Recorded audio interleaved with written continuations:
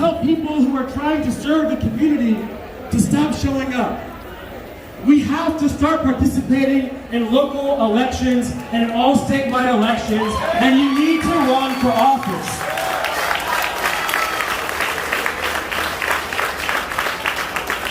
So, today in 1866, Congress certified the Senate's version of the 14th Amendment granting citizenship to black people. And today in 2021, someone in Finnegan Park has just decided to join Beto's people-powered movement to save our democracy.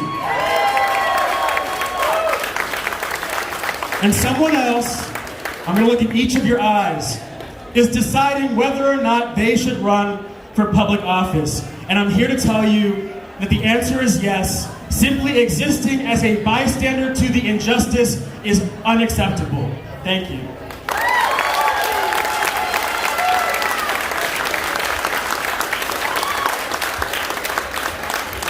All right. Good afternoon, everyone. Good afternoon.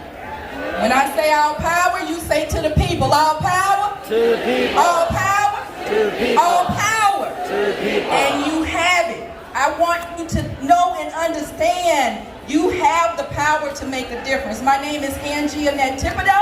I am the Acres Home Super Neighborhood Council President, but I'm also National Director for the PAC called Economic Justice for All. And what we're doing is something that's not unique, but something that we're gonna put every piece of grassroots effort in. I just came from a trip up in Tarrant County, which is the Fort Worth area. In Fort Worth area, we put 55 people on the ground to do grassroots efforts. Powered by the people, NACA, Economic Justice for All, we're making sure we put our money where our mouth is, and that's get people activated, educated, and empowered to vote. Empowered to vote. We're bringing forth awareness, access, and change. Why? Because we need to meet people where they are. We're not expecting people to come to us. We're putting the resources on the ground to actually go knocking on doors, making sure people understand what they just did with the current bills. That's not your new condition. That's not your ending circumstance. That's not where you have to be. For every cause, there's an effect. And yes, I'm here to tell you that just today, we registered 1,608 people to vote in Tarrant County. Now, here's the caveat to that. Of that 1,608 people we registered, 442 did not have IDs. That is where we, as a people, can continue to educate and make sure people are aware of what's required when it's time to vote. Not only are we educating them in that area, we're also educating them on activating and continuing to do their civic duty. Because so many of us run from jury duty. So many of us run from continuing and participating in our civic duties. But it is in those areas where our vote, our voice matters most. How many of you have run from jury duty or made up a reason to get out of jury duty? Thank you for being honest. It's more than you believe it or not. But we've all had those circumstances. But we want people to be aware. And then we're wanting to provide access. So this event that we're having here is going to be one of many. We're going to get out into the community, get out into the heart of the community, get out and meet our people where they are to bring forth awareness, access, and change. So powered by the people, I thank you, Pastor Deckard. I'm getting ready to call you because you are the pastor in the hood doing good. So I want you to understand Economic Justice for All is coming to your hood soon. If you have any ideas of how we can matriculate in your area, let us know because the funds and resources are there. We can have events like this and bring people out, get them out, and yes, we'll bring the food and the music, and yes, that's how we get them out. But once we get them out, they'll be over there registering to vote. So that 1,608 is not the end of all things. It is just the beginning. Are you with me? Are you with me? Are you with me? And there it is. Pastor David, come on out here.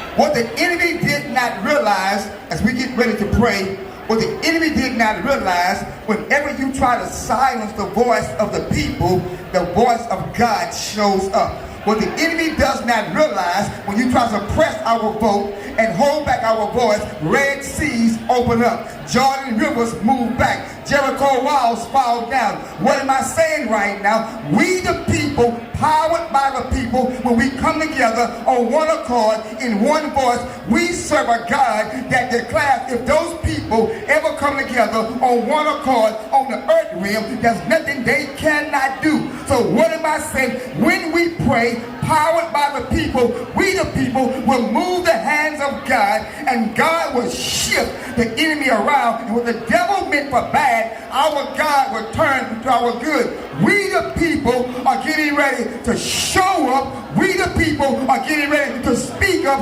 We the people are getting ready to act up, because we're getting ready to turn this nation back upside down. Say, we the people. One people. Not divided people. One people. We the people. Our voice shall not be silenced. We the people. Now, Creator of all mankind, we come to you now, declaring you will allow our voice to be heard. Declaring the dream of the dreamers shall not be silenced.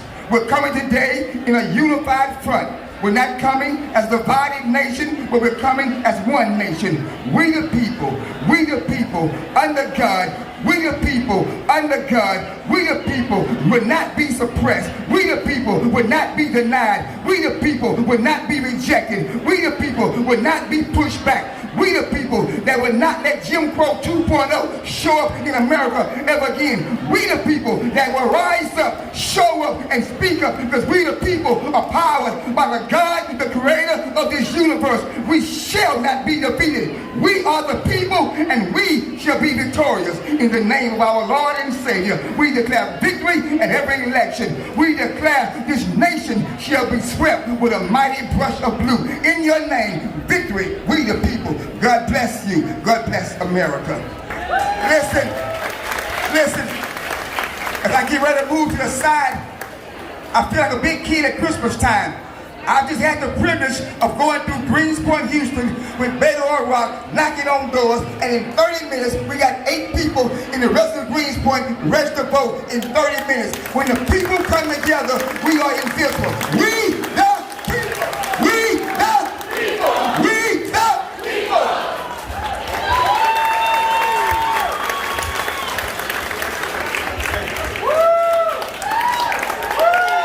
Hey, how's everybody doing? So good to be back with you. Let's hear it for Pastor Decker and Greenhouse International Church for getting us started the right way. We have so many amazing leaders here to talk to us, to fire us up, to make sure that we're rallied to preserve the right to vote, and that we save this democracy that so many have put their lives on the line to establish and to save. So many have given their lives to preserve going forward. Before we get to that full lineup, I have a very special surprise guest that I want to start us out with today. You all may know this, but is it July 22nd? July 22nd in Houston, Texas is Trey Day. Do you all know Trey the Truth, and are you ready to hear from him?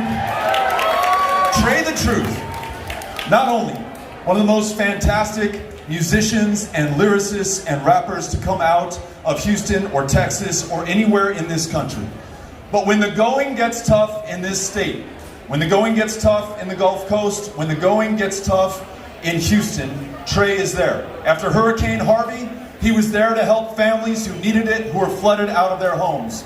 During this last winter freeze, when the energy capital of North America couldn't keep the lights on, or the power running, or the water flowing, Trey the Truth and the Trey gang were showing up at people's homes to literally help to rebuild them. So this man right now is trying to make sure that we do not have to rebuild our democracy, and we save it while we still can. Ladies and gentlemen, Trey the Truth.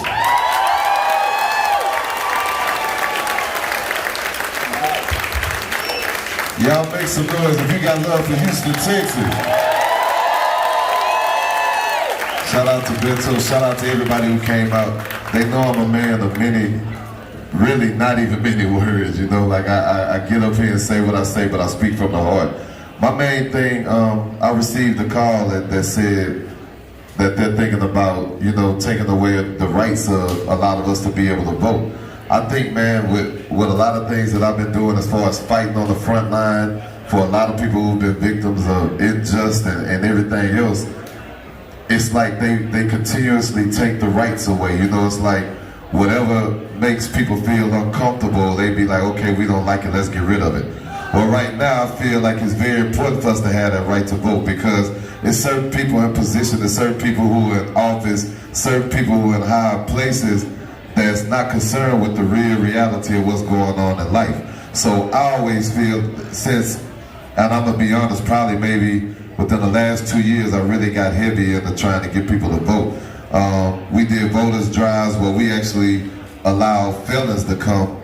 They didn't even have the knowledge of knowing that they were able to vote. And I don't know if y'all know this last vote campaign with the presidential election and everything, that was one of the highest numbers ever. So it goes to show that we have power in the people. And when it comes to the people, they know I'm the front line for the people. So anything I can do to fight for the people, I'm here. So it's very important if anybody tried to strip us of that right or take away from us or not even give us the option to decide if we want to vote or if we don't want to vote, I feel I have to get up there and fight for that because we have to decide who's in our best interest, who's in our best kids' interest, who's in our grandkids' interest. It's very important that we able to vote and we able to have the people in the right places, the right positions to do the right thing. Because if they're not doing right by the people, they don't need to be there, point blank, period. But again, as I say, man, I just want to let y'all know as far as when it comes to Houston, Texas, or anybody that's been through any type of things or been stripped of anything wrongfully, they know I'm going to be on the front line, fight for it. So as of today, until the end of time, we're going to continue to fight. We're not letting nobody strip us of vote. Nobody can tell us what we can and we can't do. We're going to get out there and we're going to do exactly what we need to do to take care of our own. Houston, Texas, I love y'all, man. All right, let's hear it for Trey the Truth. Yeah! All right. Next guest. Actually, I'm his guest. I'm here in his city. We're about to hear from someone who not only is in a position of power and public trust, but is willing to use that position to speak truth to the other power in this community. When SB 7, this god-awful voter suppression bill, was being considered in the state legislature, when SB 7 which was going to take a state that is already the toughest in which to vote and to register to vote, after they closed hundreds of polling places, after they imposed a racial gerrymander on this state, after they put in place the most onerous voter ID laws in the country, and they were going to make it even harder by ending Sunday morning voting and souls to the polls, by giving Texas the right to overturn elections going forward, by making it harder for those in Houston, especially those with a disability, to be able to cast a ballot. Mayor Turner didn't just speak out about it, but he asked others to do the same, and he and the county judge, Lina Hidalgo, stood up to the Greater Houston Partnership to make sure that everyone's voice is heard and every vote is counted. Ladies and gentlemen, Mayor Sylvester Turner.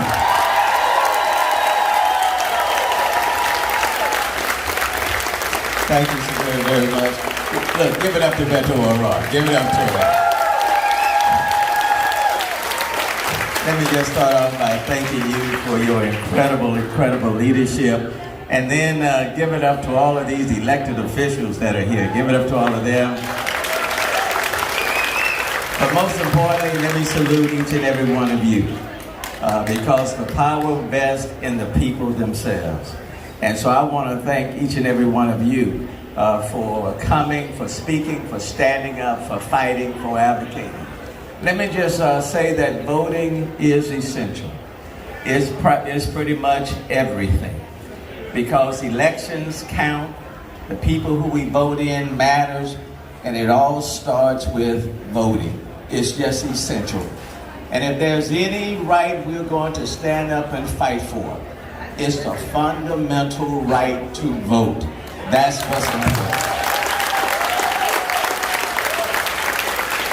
As the mayor of the city of Houston, I want to thank those legislators who, while I was watching around 11 midnight, the end of May, you know, I'm a former legislator. I could not be more proud of those legislators who walked away to Senate Bill 7. Give it up to those legislators who stood up for our rights and making sure the Senate Bill 7 did not pass. You can do better than that. Give it up to those legislators.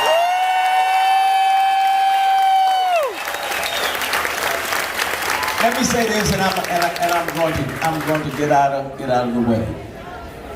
Neither one of my parents graduated from high school, but what they did do is that they voted. I don't care whether it rained, whether it poured down. I don't care how hot it was. They made certain that they were going to vote, and they voted pretty much in every election. And they encouraged all of their kids when they grew up to participate in the election process. And a lot of people have fought, bled, and died in order to make it possible for us to be voting right now. This is not the time on our watch for us to go back to Jim Crow days of yesterday. This is not the time.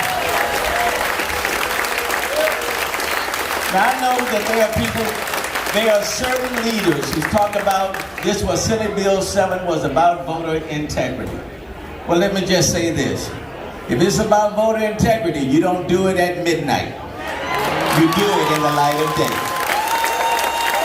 If it's about voter integrity, you don't make it easier to overturn an election and then disavow that you had anything to do with it. That provision didn't get in Senate Bill 7 on its own. Somebody put it there. You don't lower the standard from clear and convincing to preponderance of evidence and make it easier for any judge to overturn an election and call that voter integrity. That's not what it is. You don't allow partisan poll watchers to intimidate people while they're in voting and call that voter integrity. Those are things in this state must not be allowed to see, to come into reality, and it's up to you and me and everybody else to make that happen. And lastly, let me just say this. It is not just a fight for African Americans and Hispanics and Asians and people of color. It's not just a fight for Democrats, but Republicans also should be a part of this. Because when you move to restrict, intimidate, and suppress the ability of people to vote, that's not partisan. That's just damn right wrong. And we need to call it for what it is. And so, I want to thank those legislators for walking out. Now, if the governor should bring it back, I want him to know we'll be back as well. And if the governor should veto Article 10 that tries to punish or take away the pay of these legislators because they stood up for our rights, then we need to raise the money and give them back their money because they earned their dollars. And then we need to make it very clear. There is no absolute power. We don't have a king as governor. We just have a governor that runs every 4 years. But the point is, we must protect people's right to vote. It starts right now, right here. If it comes back, we'll be back. And if by chance it passed, we'll see him in the courthouse as well. Thank you, and keep it going.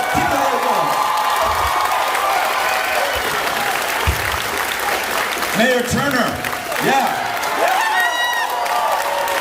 Listen, to my friends who serve in the State House, I wonder if you would come up for a second. State Rep Marianne Perez, State Rep Christina Morales, State Rep Jarvis Johnson, and State Rep Ann Johnson.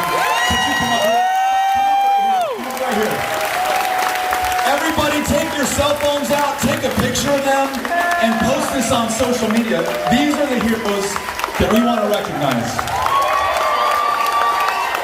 Their act of courage, their political struggle, their sacrifice purchased us some time. Not only did they stop SB 7, but they drew the eyes of this country upon Texas, and I hope they gave those Democrats in the Senate who actually have a majority some backbone to use it going forward with legislation. You all are our heroes. Thank you for being here.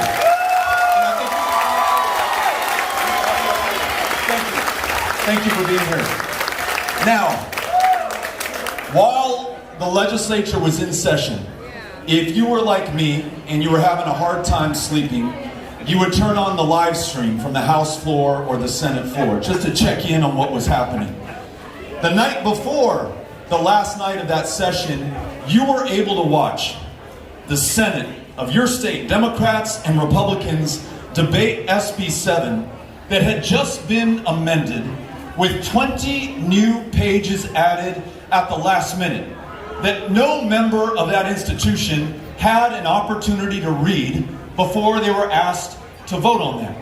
I was taken aback as I watched that live stream from the floor of the state Senate to hear our next speaker, Senator Carol Alvarado, question the Republican author, hold him to account, and bring some light and ultimately some justice upon the issue. Ladies and gentlemen, Senator Carol Alvarado. Thank you, Beto. We thank Beto O'Rourke for he hasn't stopped running, ladies and gentlemen. We hope he doesn't. Thank you, thank you, thank you. H-Town, thanks you. Listen up, y'all. Our democracy is on the line. Now tell me this. Do you think that this process was done in a very transparent way? No. We took this bill up, Commissioner Ellis, you remember those nights? At 10 o'clock at night, in the middle of the night when people aren't watching, except Beto. Till 6:30 in the morning, our Democratic senators went toe-to-toe with Republicans and debated the bill. Now see, we had a plan, Beto. We were going to filibuster, but they suspended the rules just like that and changed it. They changed the game. And so I want to thank our House representatives for doing what they did, breaking quorum and getting us to where we are today. My heroes, my sheroes back there. And that just goes to show you, it takes all of us. It takes the business community. Our state will have a black eye on it if this bill passes. And that affects our economy. So we are grateful to Mayor Turner and others who are pushing the business community to stand up, to stand with us on this fight. Now we know what this was about. The big elephant in the room was Harris County, because our leaders in Harris County got it right. They put a process in place so that people could vote comfortably from their car. They could vote in the middle of the night if they were shift workers. And guess what? It wasn't just Democrats that took advantage of this. I went district by district. Paul Betancourt's district, Joan Huffman's district. They had thousands of people that voted in the 24-hour period or the drive-through. So if I'm them, I'd be very careful what I'm threading on. And we were voting in the middle of the night. So it's okay for us to vote in the middle of the night, but they don't want you to vote in the middle of the night. How about that for hypocrisy? And then the new pieces of this bill that they put in without us having any warning. Now they're saying some of those were typos. Come on. You want to limit voting? Voting cannot occur before 1 o'clock in the afternoon. No more souls to the polls. We know what they're targeting. We know who they're targeting. So listen up. The fight will continue. We need you to join us at the Capitol. We need you to show up, be loud, and make sure that the rest of our state knows what is happening right now, right here. We need your help because we have got to stop this. We know we will be in the courts. Once again, Texas will be front and center when it comes to voter suppression and limiting our rights to vote. Why don't we have online voter registration, a bill that I have been filing for 5 sessions? They don't want us to vote. So stand with us. We will make you proud, and we will continue to fight for your right to vote. Thank you.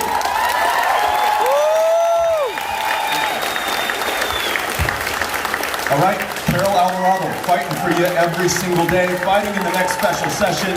Let's make sure that we all have her back. All right, while the Republicans in the state legislature, while the governor of the state of Texas, we're all trying to make it harder for all of us to vote, participate in our politics, register in the first place, there was one county that truly distinguished itself, and it's this one right here. Harris County invested millions of dollars in making it easier for people to vote. And one of the critical leaders in that effort is our next speaker, County Commissioner Rodney Ellis. Ladies and gentlemen, Rodney Ellis. Thank you, Beto. Thank you, Beto. You know, I met Beto O'Rourke when he was still in the U.S. House. He came to visit with me and he said, I'm thinking about running for the United States Senate. And then he said, do you think I can win?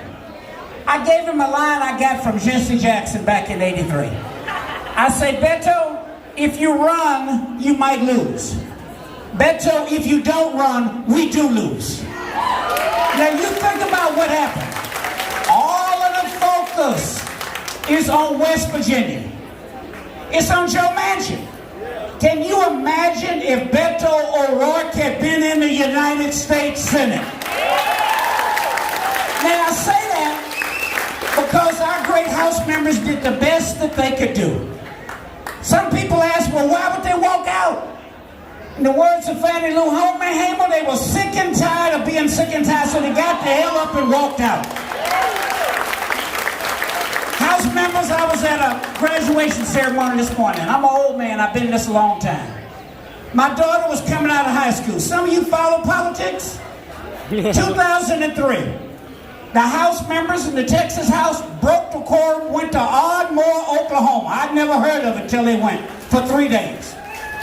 They set the stage back then, as you all did, this go around. That put pressure on us in the Texas Senate.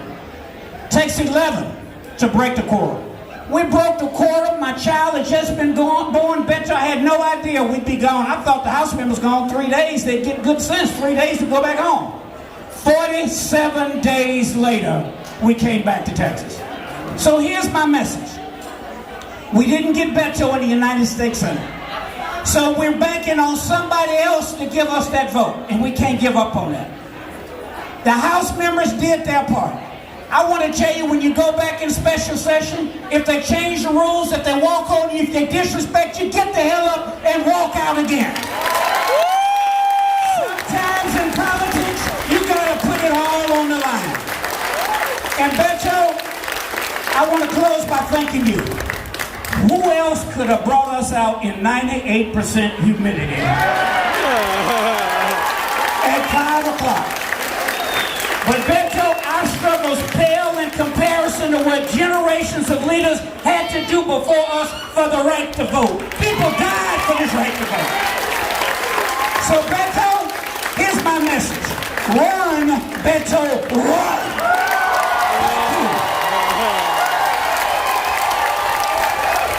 Rodney Ellis. All right. We mentioned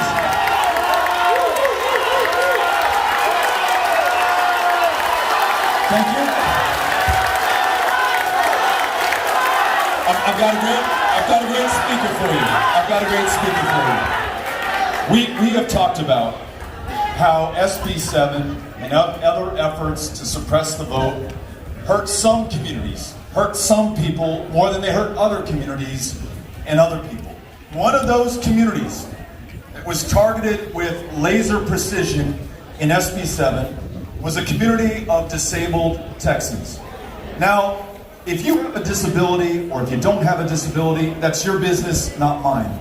That's your business, not the business of the elections department or the state of Texas. And forever in this state, if you had a disability and you wanted to vote a mail ballot absentee, you could request one and they sent it to you, no questions asked. Now, we ask that veteran who served this country honorably in Vietnam and came back with post-traumatic stress disorder to prove his disability before he will be allowed to vote absentee. We ask that woman who put her life on the line in Afghanistan and came back with a traumatic brain injury to prove that she has one before we allow her to vote absentee. We ask those among us with clinical depression, bipolar disorder, schizophrenia to disclose personal privilege, private medical information in order to be able to vote. We need to make sure that we stop this. And our next speaker, Lydia Nunez, is going to tell us why. Lydia, we're looking forward to hearing from you.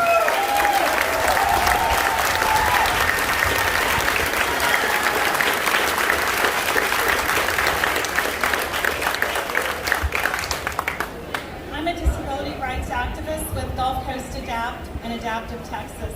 I'm here today to discuss how voter suppression laws create additional barriers for disabled people and why we so desperately need the For the People Act. Voting, of course, is fundamental to democracy. Yet here we are again in 2021 still fighting for voting rights in the world's oldest democracy. For some people here today, the right to vote was gained only in 1965 with the Voting Rights Act. And even with that historic legislation, in 2016, only 40% of polling locations were accessible to disabled people. In the following elections, I was proud to see how the efforts of activists making good trouble resulted in increased accessibility. Now, crowded polling locations and long lines wouldn't prevent people who use canes or walkers or wheelchairs from voting. Here in Harris County, we had curbside or drive-through voting in 2020. During a deadly pandemic, those of us with chronic illnesses or impairments didn't have to choose between our lives or our civic duty. We could vote by mail. Persistent transportation issues and even fears of a Houston monsoon didn't keep us from voting. But most disabled Americans didn't have what we had in 2020. And we stand to lose those options ourselves with the passing of voter suppression laws like SB 7. The country deserves what we had in Harris County in 2020, and For the People Act can help provide it. The forces seeking to reverse those gains also proposed new obstacles. SB 7 proposed the interrogation and surveillance of disabled people. By default, we and those who help us would be subject to suspicion and intimidation simply because the color of our skin, our need for assistance, or the way we communicate. The law would make it more difficult and risky for non-relatives to transport people who can't drive to the polls. This would have affected many disabled people, including those in nursing homes and assisted living centers who ride together in vans. The For the People Act can end gerrymandering, stop corporations from bankrolling campaigns and dictating policy. We can restore the Voting Rights Act. We can encourage voter participation through online and automatic registration. We can put an end to unfair ID requirements which burden disabled people like me who can't drive. We can strengthen and expand mail-in voting systems. So let's get our boots on, you, me, all of us, and get For the People passed.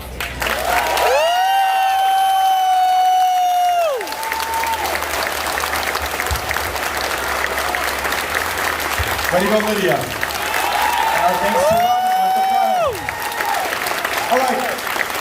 For those state representatives who are still with us and would like to speak just briefly, I'd like to invite them up. I know that we have Jarvis Johnson here, Ann Johnson, Penny Morales Shaw. If you would like to address the crowd, I know they want to hear from you. You were the heroes at the 11th hour who purchased this time for us, and we want to make sure that you have a chance to address the people who have come here today. Jarvis Johnson. How's everybody doing? Let's give it up for Beto. This is a man that has put in the work. He may have lost the race, but he stayed 10 toes down and stayed in the fight to make sure that Texas is always taken care of. So we got to give it up for leaders that know how to lead. They're not coming to you to ask you just for a vote, but coming to show and demonstrate leadership, and that's what Beto is doing, and I certainly appreciate it. Thank all of you for being here in 5th Ward, Texas. This is where I grew up. Right across the street, I lived on Margarita Street. My uncle lived right here on Arapahoe. This is where I grew up. This is the community that raised me. This is where I got my drug problem. Most of you don't know I had a drug problem growing up. It was a horrible thing because I had to come to events like this understanding that I had to be involved. And that drug problem was this lady right here. Is the lady who gave me that drug problem, my mother, Cleo Glenn Johnson. She gave me that drug problem because she drugged me everywhere that I did not want to go. She drugged me to these type of events. She drugged me to church. She drugged me out of church when I acted up. And so I thank her because she used to work for the late Congressman Mickey Leland, and I thank her for the work that she's done. But I stand with my colleagues here today because we're in a fight for our life. We worked hard at the state legislation, but we understood that there was no negotiation, there was no compromise, there was nothing going on at the State House. And because of that, we made the conscious decision to say, if we're not going to be listened to, then there's no point of us being here. We made a conscious decision to get up and walk out, and we made a difference in the state of Texas, and we made a difference in this country. I think because of the work that we've done, we see that people all across this country now are more energized and empowered to do something. And we hope that Manchin can pull his head from wherever it is and do the right thing. Oh my! So that we can get the federal law passed and we make sure we don't have to worry about it here in Texas. But I'm going to give up the mic, but I want to tell everybody here, it's not you. You are the wind beneath our wings. But it's you who need to go and reach to get the other people, because we are in for a fight of our life. But we're resilient people. My grandfather, the late Cleveland Glenn, had to pay a poll tax. My grandmother had to sit in the back of the bus. My uncle had to fight dogs and fire hoses in order just to simply vote. And I know we're resilient and we're going to still make it through this. We're not going to be deterred, no one will be stopped. But we're not going to allow hateful, harmful legislation to be passed simply to hold people accountable. And when they tell you, oh, this law is to affect everyone. No. The law is for everyone, but it only applies to certain people. And we know who those people are. Right here in Harris County, marginalized people, black and brown people that they want to keep out of the polls because they understand those are the people that are going to get the Republicans out of office when they need to be. So thank you, Beto, for the work that you do, all the elected officials, our state senator for doing a fantastic job. Thank you guys so much. I'll pass it on. Okay, today must be my unlucky day because I got to follow the exact, right? But I really want to just say thank you very much to everybody who's here. As you said, you are the wind beneath our wings, and without you, we would not be standing here. But it was a collaborative effort. When we used every tool in the toolbox that we had nothing left. We had to grow up here, should I say, for us ladies, and take the step, and we took it. Hoping, praying, but together we took it. And we stuck together, and we pulled it out. So, thank you very much. I'm going to pass this on. Thank you very much. My name is Ann Johnson, and I'm honored to be your state representative from House District 134. I am proud to be up here with my colleagues, and we, for only the fourth time in Texas history, broke quorum in the House, with 50-plus Democrats sticking together and walking out because we knew something really important. We are all grateful for the opportunity to serve, but we temporarily serve. We must preserve the integrity of the offices that we hold because it's for this young one, and that one young, and that young one who are going to run for office later, and we must fight to restore the democracy so that they can continue to have their voices lifted. So we will stand with you, Mr.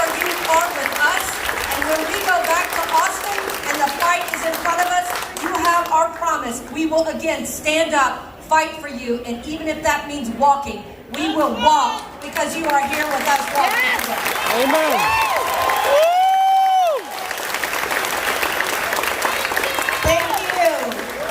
My name is Christina Morales. I'm the state representative for District 145. I represent 2nd Ward, so it feels great to be here in 5th Ward. I love our wards. And let me tell you, whenever I venture out of the ward, I venture out of the state, people assume I'm a Republican because I live in Texas.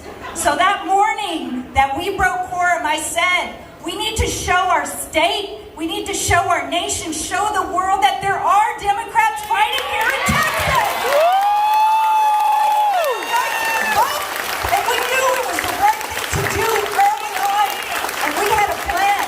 And all of us stuck together and we did it. And so I'm so proud to represent you in the House because we represent all of you and it is a collaborative effort. It takes all of us elected officials to work together. And thank you for having me here today. And thank you, Beto. Well, thank you, everyone. I'm Ron Reynolds, State Representative from District 27, all the way from Fort Bend County.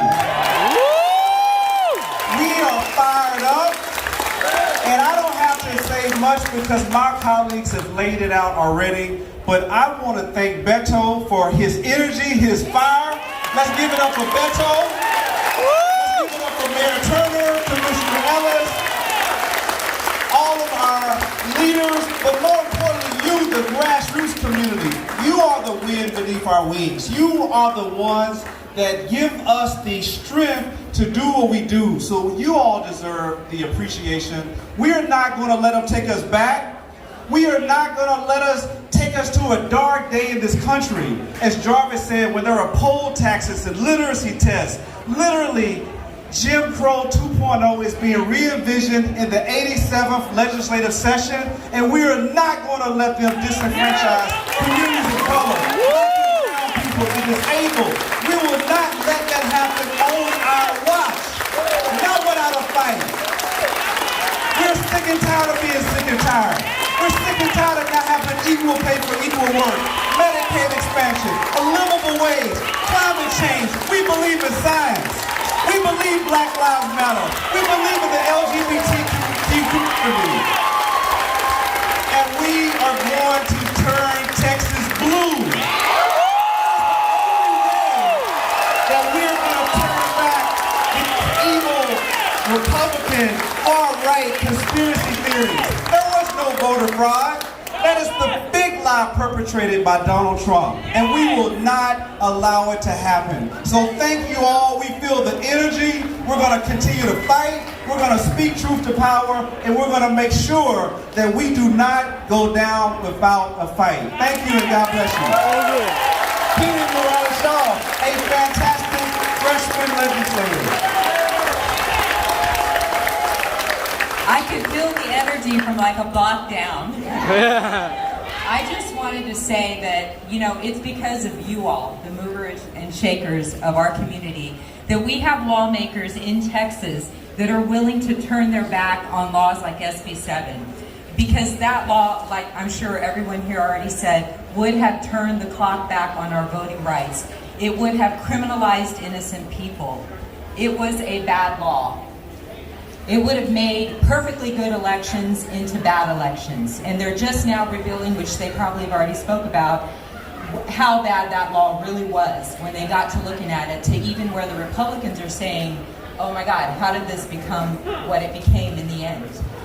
So for all of us, there was no question in our mind that what needed to be done was that we were not going to take that vote. All I had to do was think of all of you, and that's in all honesty.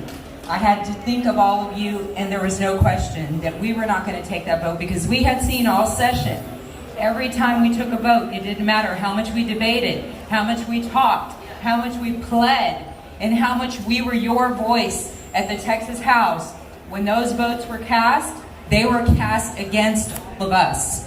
And that's what would have happened with SB 7. So I don't know what's already been said, but I am just so happy to be here. I actually just drove in from Austin and just got into Houston, so I'm glad I got to see all of you. Senator Boris Miles, who's Senate District Korean, sends his regards. Let's give a shout out to Senator Boris Miles in Senate District 13. He sends his regards. He is fighting with us. Real quick, Miss T is not here today, Symphonia Thompson, but one thing she said, because we were asked all the time, would we break quorum again? And she says, we're in a battle, and we're not going to lay our weapons down.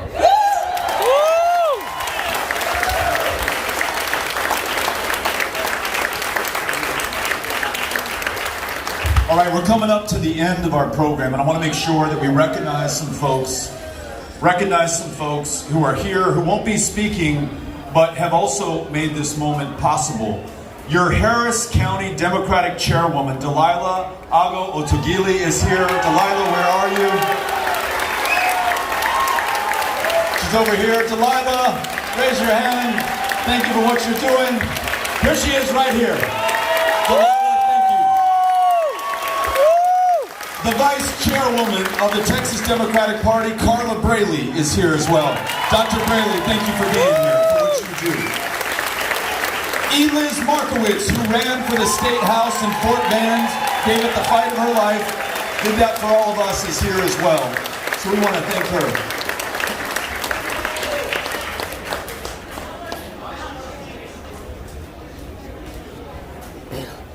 And then I've got Coretta from Black Voters Matter is here as well.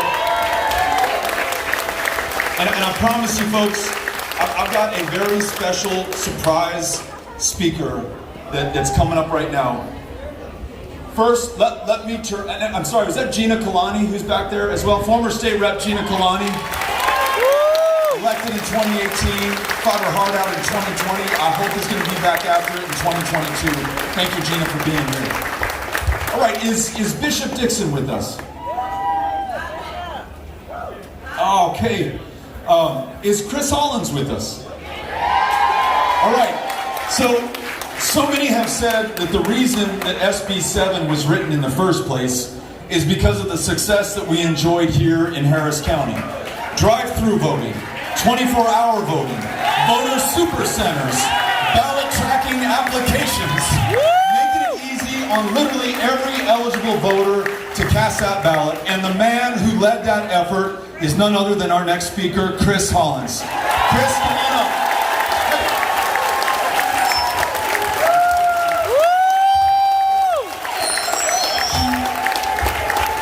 Thank you. Thank you, Governor O'Rourke. Thank you, Congressman O'Rourke. What's going on? It is hot, isn't it? But we're still here. There's a reason that we're here. The reason that we're here is because democracy, as we know it, the concept of the American dream, the concept of a free country, is under attack at this exact moment. And we are here because we believe in that concept, and we are going to do everything that we can, blood, sweat, and tears, and heat, to get in the way of anything that would stop us from exercising the fundamental right to vote in this country.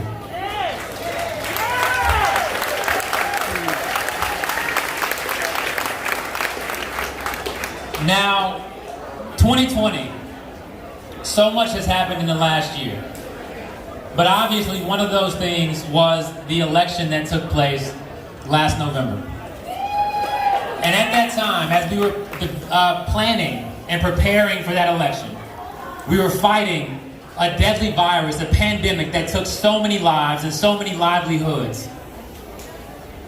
And at the county clerk's office in Harris County, Texas, we took it upon ourselves. It was our duty, our responsibility, to ensure that every registered voter in Harris County, regardless of your color, regardless of your class, regardless of what part of town you lived in, regardless of your religion, regardless of the language that you were comfortable speaking, that if you were one of those 2.5 million registered voters, that you had the opportunity to cast your ballot, to make your voice heard.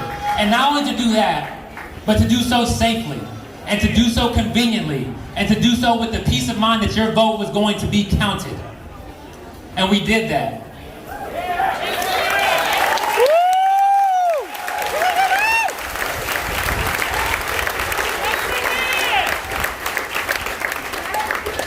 our office, with the support of public servants across the county, with the support of more than 11,000 volunteers, many of whom I know are with us right here today,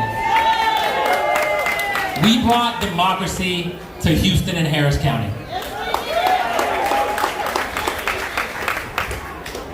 We endured, perhaps not heat waves like this, but we endured the hot and the cold to ensure that people could vote at drive-through voting locations. And nearly 130,000 of our neighbors cast ballots that way.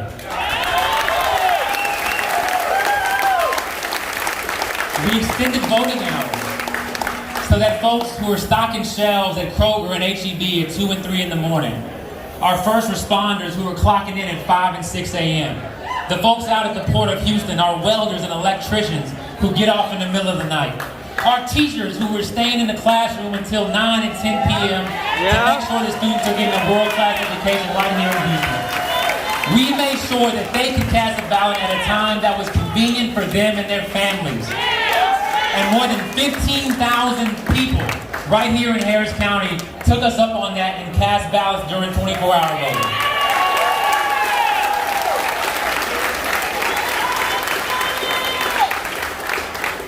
We sent applications to vote by mail to the 400,000 seniors, those 65 years of age and up, who were most at risk during the time of COVID-19. And we gave them the opportunity, if they would like to vote by mail. And we had nearly 200,000 people actually vote by mail right here in Harris County. And of course, for everybody else who was going to vote in person, we wanted you to have the opportunity to vote safely and conveniently as well. And so we tripled the number of early voting locations across Harris County. And every single quadrant, every precinct, we made sure that you were 3 times as likely to have a voting center near your home, near your place of business, near your child's school, near your church, or your place of worship. And the people of Harris County showed out. Nearly 1.7 million Harris County Republicans and Democrats, it doesn't matter, came out to participate in our democracy. And that is what we are fighting for right now.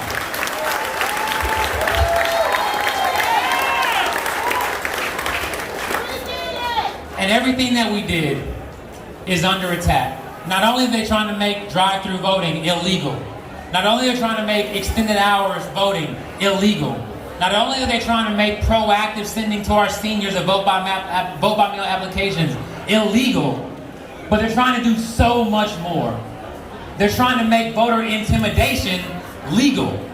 They're trying to enable brigades of white supremacists to come into our communities and keep our people from casting ballots and participating in American democracy.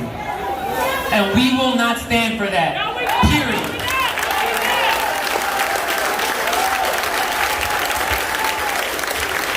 And so we owe a debt of gratitude to the folks who were just standing up here. The Democrats in the State House and the State Senate who pulled out every parliamentary tactic, everything that they could do to amend, to call points of order, to delay, and ultimately to walk out of the state capitol to make sure that democracy was preserved, if only for a short time here in Texas.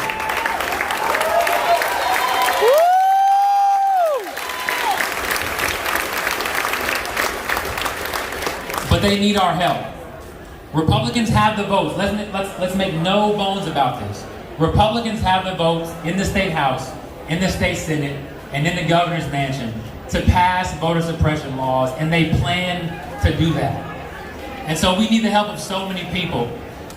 We're asking for help from D.C. We're asking for the U.S. Senate to pass H.R. 1 and H.R. 4, the John Lewis Voting Rights Act.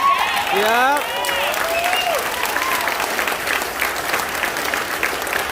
But we don't know if that's coming, in all honesty. And so what we need is for each of you to take a stand.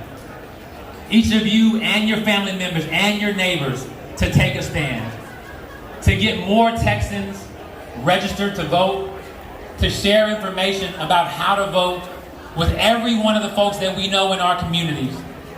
Whether it's 2022, whether it's this fall when we have important local measures up, on the ballot, every single election is important, not just the president.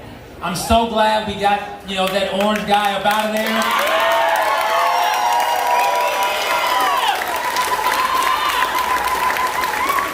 But that's not it for democracy.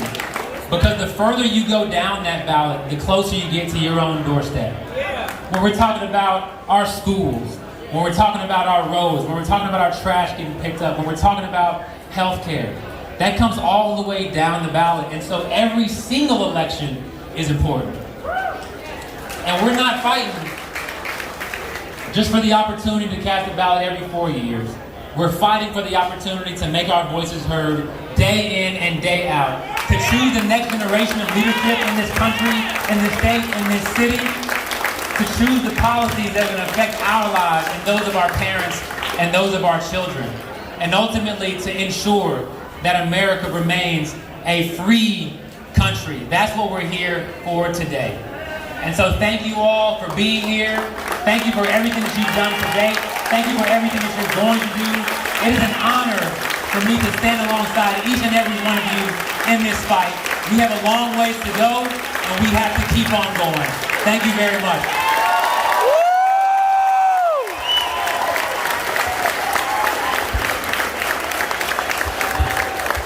All right, Chris Hollins, ladies and gentlemen. I hope that we will be seeing much more of him, and maybe someday on the ballot somewhere close to home, okay? All right, I promised you that I had a special guest. Before I bring her up, I want to recognize someone who has walked the talk, put their money where their mouth is, has helped to organize voters all around the state. Claude Cummings, ladies and gentlemen, is right here to your left. Claude, thank you for being here. So, you have heard just how bad this voter suppression is across the country. You've heard what SB 7 would do to black voters, to minority voters, to voters with disabilities, to voters in big cities, to voters who are working shift jobs, which means they get off at 2 a.m. or 4 a.m., and if SB 7 passes, won't be able to vote. Well, there is a federal answer to this voter suppression, and it is called the For the People Act. It is House Bill 1, and it's Senate Bill 1, and Joe Biden has said if it lands on his desk, he will pass it.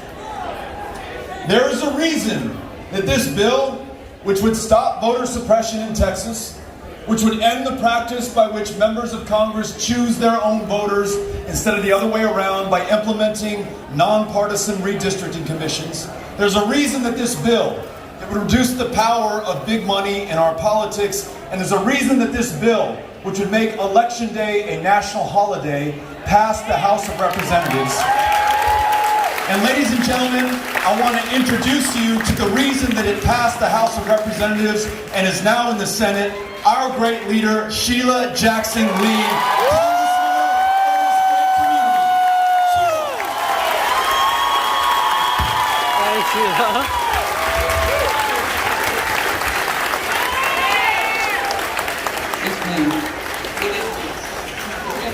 Thank you so very much. It's me. I'm just trying to be a COVID-19 beat it to death example, so please forgive me. I am honored and privileged to be here. I've had an opportunity to sit in that corner next to Virginia. Virginia's told me that she is a victim of Trump, but a good victim. She said she was in another affiliation just about a year or so ago, or maybe not active a year or so ago. And Donald Trump just drove her, not over the edge, but into this room with all of you. Give her a very big hand. Give Virginia.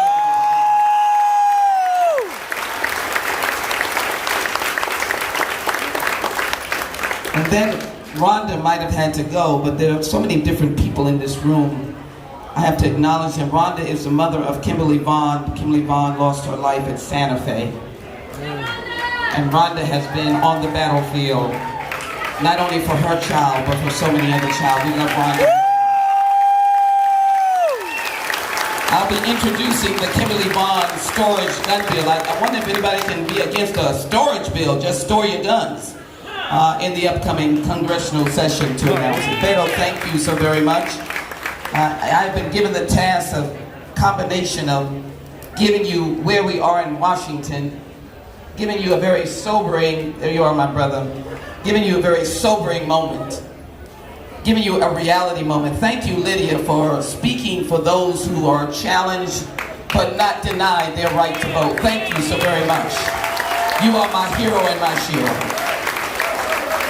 My friends, I want to say to you today that in fact, Democrats have to save America. Yes, we do. That's why I'm here today. Democrats have to save America. We've had wonderful, inspirational, uplifting messages. We have seen the great history and leadership of the state legislators. I want to call every one of their names, give them a big hand. They walked out. They took their feet and they walked out. We've seen the state senators. They stood their ground until they couldn't do it anymore because of a procedural thing in the state Senate that said we are going on. You've seen the mayor of the city of Houston stand up to those who wouldn't stand with us to say, why shouldn't we as businesses just say everybody should vote? And when they wouldn't do it, the mayor walked as well. Judge Hidalgo walked as well on behalf of all of us. We thank Commissioner Ellis for recognizing to be part of every change that we can make. So here's where you come in. America is now bowing down to the altar of a deposed president, impeached twice. He looms the halls of Congress. He finds himself in meeting rooms. Amen. He's whispering in the ears of the minority leader of the United States Senate. And when it comes to the rights of the American people, he is present to put up his hand and he says, stop. I don't represent the American people. I don't care about them. I represent myself. I want to promote myself. I want them to get what they need, and I'm going to win. Democrats, are you going to let this kind of insidious behavior win the day? I can't hear you. I can't hear you. I can't hear you. I am in the district that I have the privilege of representing. The historic 5th Ward, the Nickel. I am so proud of Beto O'Rourke, who had such a good time here when he ran. He said, I got to get back to 5th Ward, Texas. Yeah. So let me say something. As a member of the United States Congress, I don't care what neighborhood you live in and what your party affiliation. My job is to represent you. It is to do your constituency work. It is to go to you when you're in need. It's to help the veterans. That is what America is. Democrats, we have to reclaim that. We have to ensure that those who take the oath of office will represent all of us and will not deny us our rights. And that is what is happening now. Your right to vote, your right to vote is your voice, it is your agenda, it is your representation, and when it is denied, you have no voice, you have no agenda, you have no representation. That is why the work of Beto O'Rourke going to ensure that people are registered every single place, in the nooks and crannies. He called me today, he was coming in from Lubbock. He wasn't at the beach, he could have been registering people in Galveston, but he was in Lubbock, and he was registering people to vote. So my serious message to you is, the heroic state legislators gave us another amount of time. Let us not lose it. Because let me tell you what I'm facing in Washington. Under the leadership of Nancy Pelosi and the Democratic caucus, with about a 5-vote margin, we won and voted on H.R. 1. We got it through. We fought like heck and we got it through. But right now, I am stuck in the Senate because the minority leader insists that the only, excuse me, Lord, God he has is a deposed president that has been impeached twice. I cannot allow that moral character to be the character of America. We must stand up and create our own morality. We must redefine who America is. Amen. And let me say this to you. Just as an aside, aren't we proud of Joe Biden overseas creating a new America? Yes.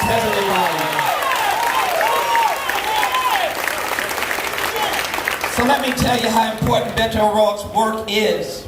In 2020, we were just dancing. I know, I saw you dancing. We had elected a president of the United States and a vice president. And you know what's good about that? None of us are perfect. But there's something all of our mothers have taught us and our dads. There's something about character and integrity. And even if you make a mistake or two, you have a mishap. If you've got morality and character and integrity, all of us can say, I got your back. That's what they have. But what we did is we got so excited we dropped off. And so we lost some Senate seats. We were not supposed to lose those seats.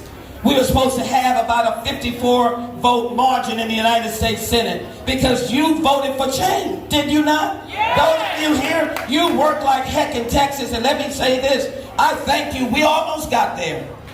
Joe Biden recognized it, he knows it. He appreciates you, but we dropped off, and here's where we are. Let me just say this as I bring up Beto O'Rourke. This is why he is not at home. This is why his wife is coming with him. His children are looking for him because he has determined we can't drop off. So let me tell you, yesterday I spent time, somebody might be here from Humboldt.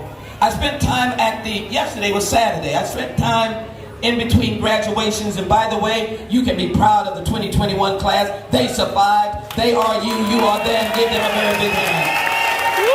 I spoke at about 10 graduations yesterday. I know how to give a bionic speech. I'm going to give one right now. But I went to the gingerbread daycare. Not many of us stop by daycare centers. We say we're finished with that. Our children are out and gone. We're not going to be going by a daycare center. But let me tell you this. She takes those children of essential workers. Essential workers. The grocery store workers, that's who comes. She's got a baby that's born in April of 2021. The mother had to go to work. And that baby is at this daycare center. And you know what? I stand with Joe Biden to be able to add infrastructure, the care economy, that people are taking care of the elderly, the disabled, or children. How dare you? How dare you? That's what happens when we don't vote or we don't have registration. Over this weekend, guns and death in Austin, Cleveland, Chicago, Savannah, and the list goes on this weekend. I'm not taking your guns away. I live in Texas. I know the Second Amendment. I'm just trying to say, do we need a permitless gun law so that we can have more folk just jumping out the window with a gun and coming after us? This is what happens when we don't vote and we are not registered. Sensible gun laws, universal background check, stuck in the United States Senate, the minority leader saying not on his watch. Where is the morality? Democrats have to be able to bring it up. Where is, in this midst of a pandemic, in this increase in domestic violence, where's the Violence Against Women Act that I wrote? Stuck in the United States Senate. Violence Against Women Act. Where is the support for the American Jobs Plan that will include the care industry, climate, infrastructure that is expansive, build back America so that we can compete with the Chinas and Europe and be the leader as Joe Biden did just a few hours ago, showing Europe that we can lead. That's what we want to do. Woo! That's why we need to dig deep. Don't let anyone say that Democrats cannot lead. Don't let anyone say that the members of Congress that happen to be Democrats don't represent all of their constituents. That's why we don't want them elected. Don't say that if he wanted to be senator or governor, that Beto O'Rourke could not represent the entire state of Texas.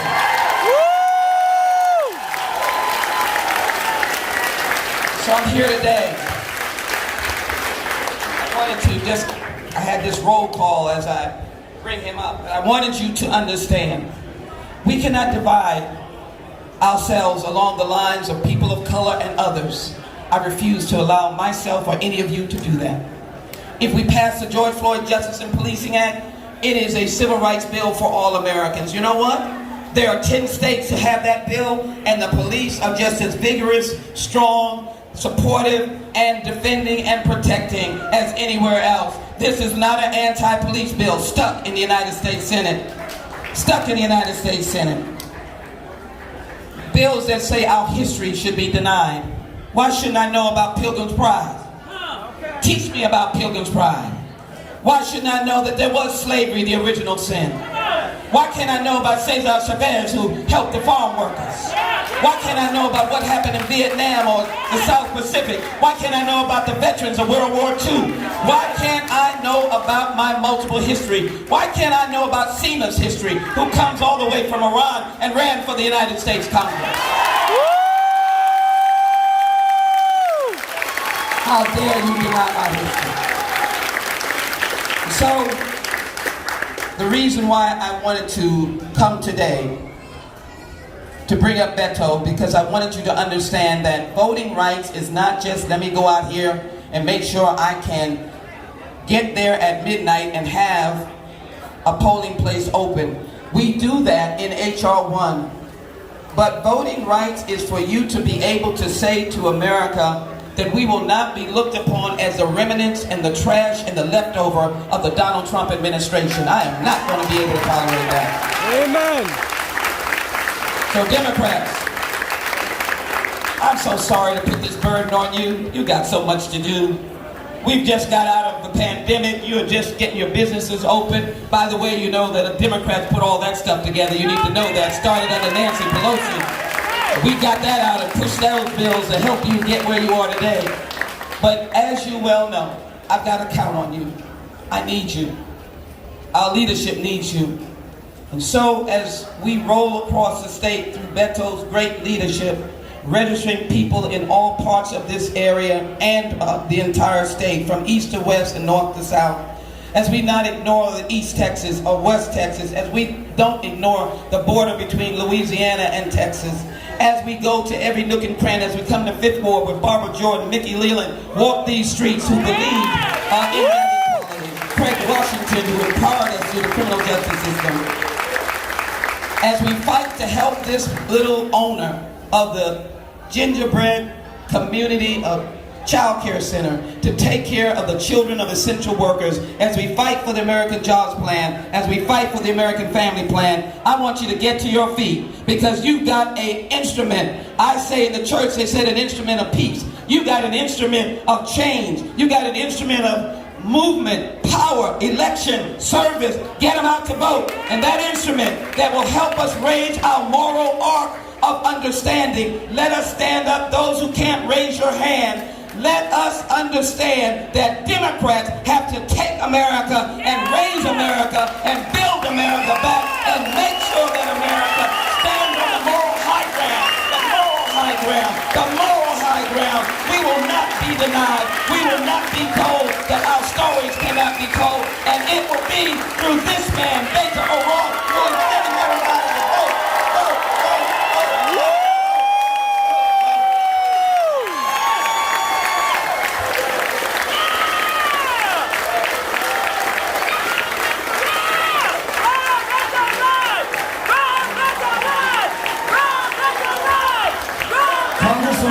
Jackson here, everybody.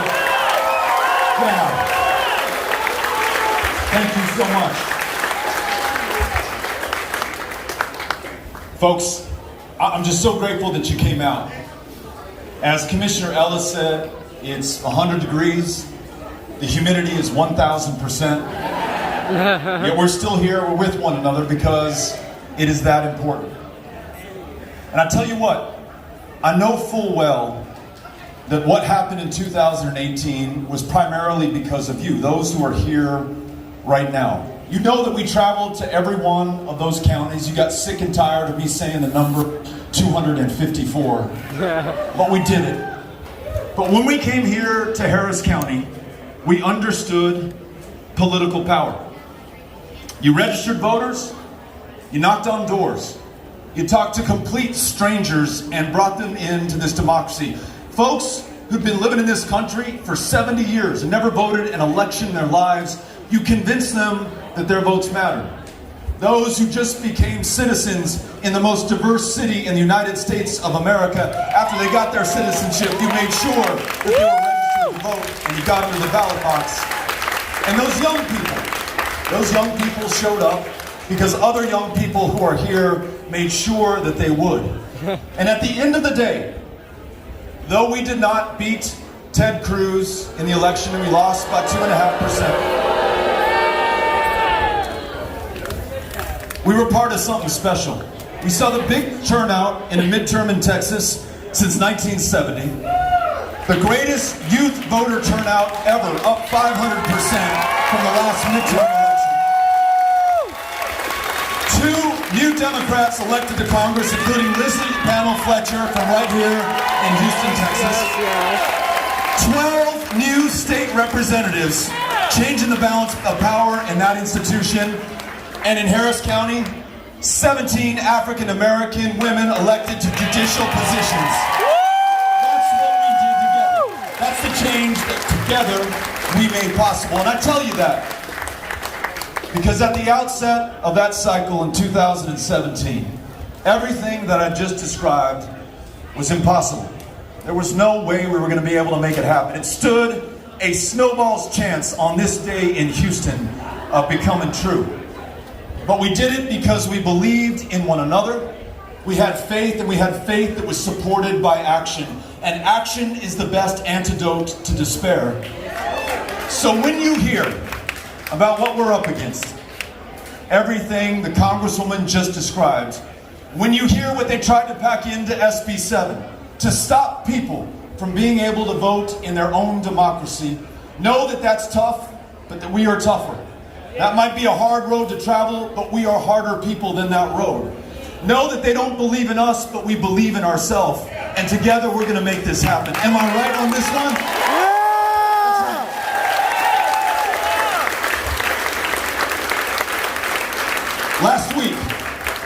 Last week, we celebrated the 77th anniversary of D-Day.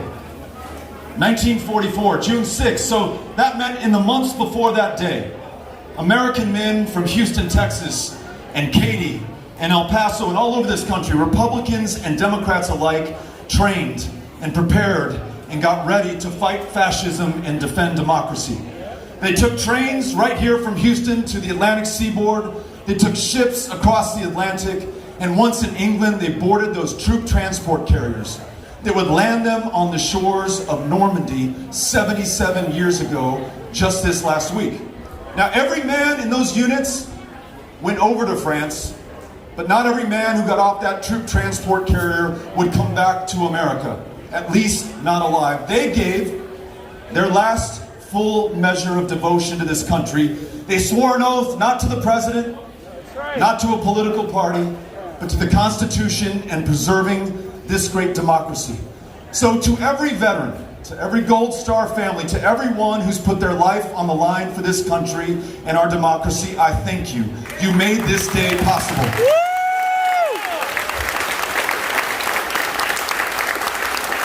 We also, just yesterday, commemorated the 58th anniversary of the assassination of Medgar Evers in Jackson, Mississippi.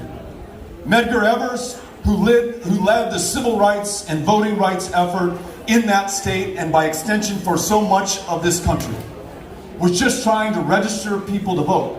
Just making sure that those veterans who served in World War II have the ability to access the ballot box and have a voice in the course that this country would take. And for doing that, for the courage of his convictions, like so many other civil rights leaders, he was shot down. He was murdered for this democracy that he sought to expand and defend and protect for everyone. So to every civil rights and voting rights leader right now, I want to thank you for your service to this country. You have made this day possible. Now all of us, we together have inherited the sacrifice and the service and the struggle of those men who served in 1944, of those men and women who served in every war and conflict since then. You and I together have inherited the service, the sacrifice, the struggle of Medgar Evers, Fannie Lou Hamer, and Dr. King, and everyone who put their life on the line because they knew very well they might lose it to make sure that those of us here today could vote and have an equal share in the success of this country. What we do with this inheritance that was purchased for such a price will define us and this country forever. And this is what we're up against. Not much more than 6 months ago, armed insurrectionists carrying banners of the defeated president and the Confederate battle flag stormed the United States Capitol. The first time that the citadel of democracy had been breached since the War of 1812. 5 people, including a Capitol police officer who put his life on the line for democracy and lost it, were killed in the process.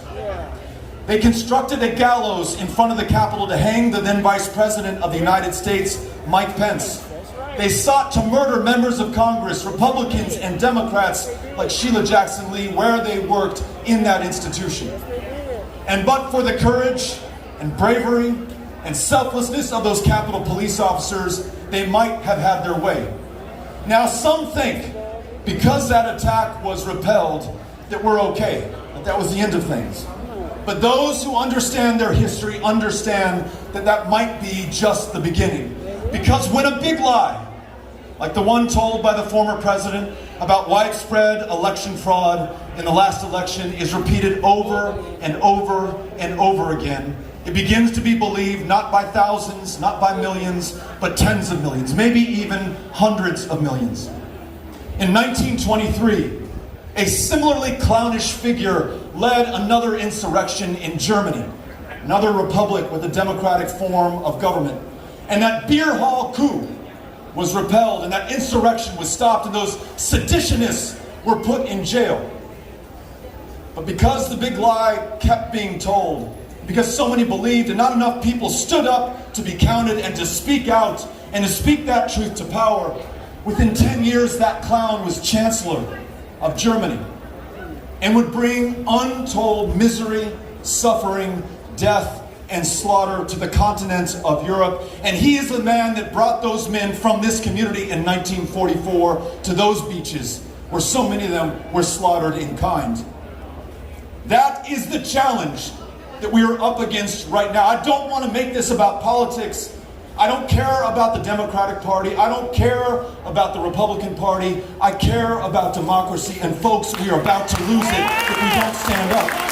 Amen! That big lie that inspired the insurrection, that big lie trafficked by members of Congress in positions of public trust, like the junior senator who calls Houston his home, who voted to overturn that election after the Capitol was invaded.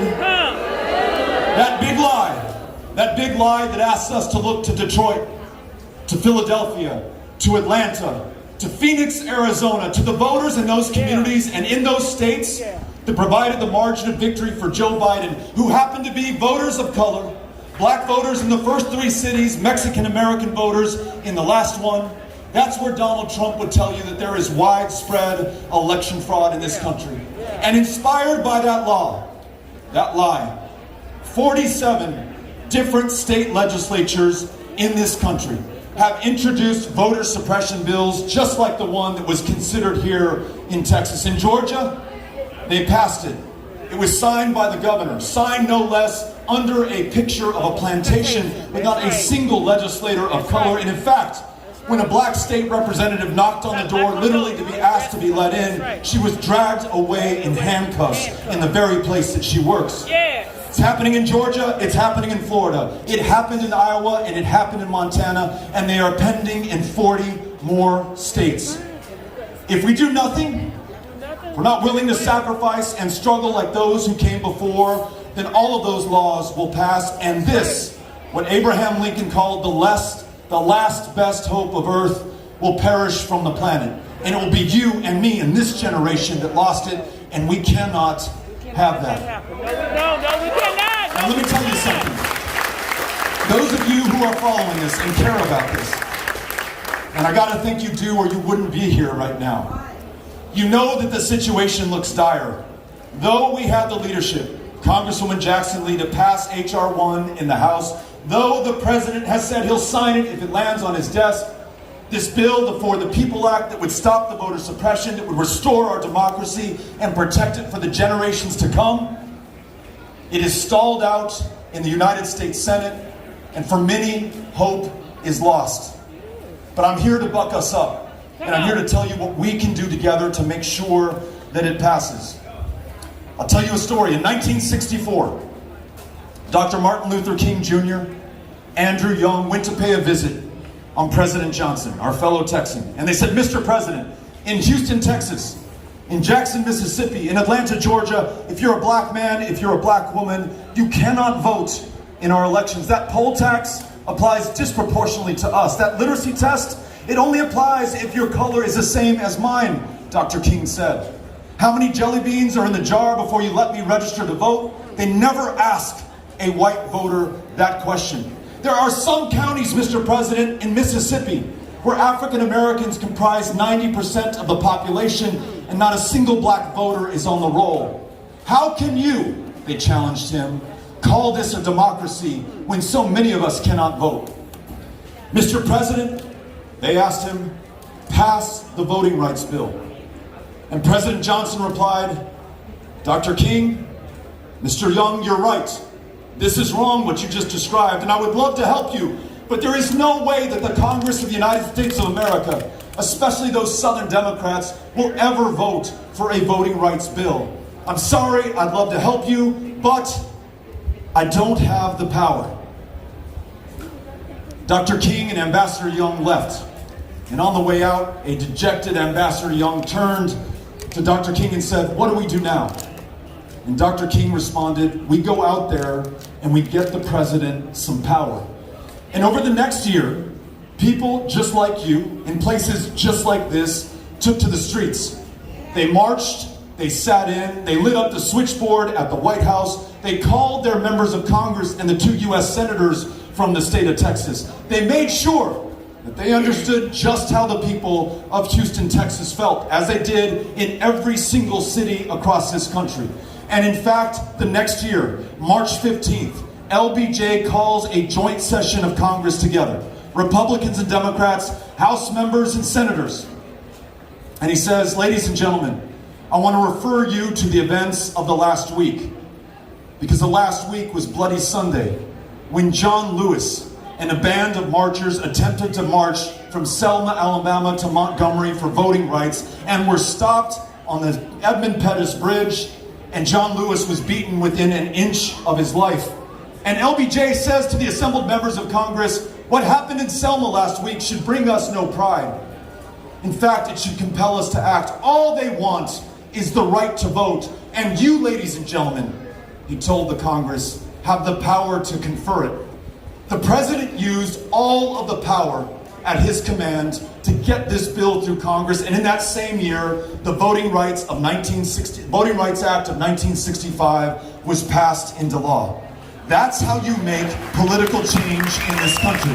It is the power of people standing up, marching, calling in, doing whatever it takes to make sure that we are not found wanting.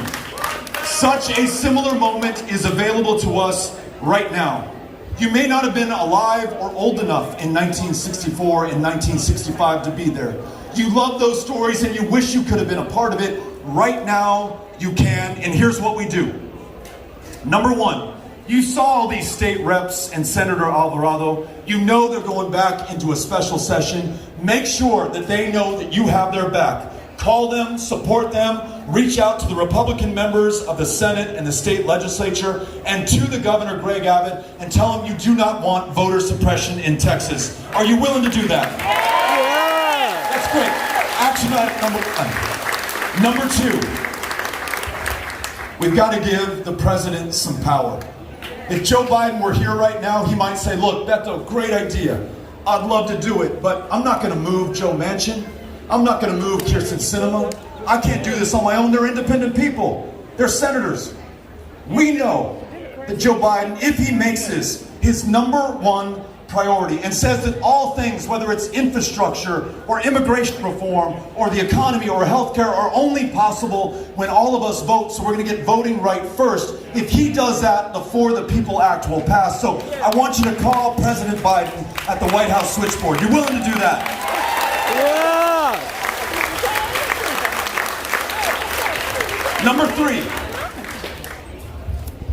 The way that President Johnson took note of what happened in Selma on the 8th of March 1965, that's how that bill passed.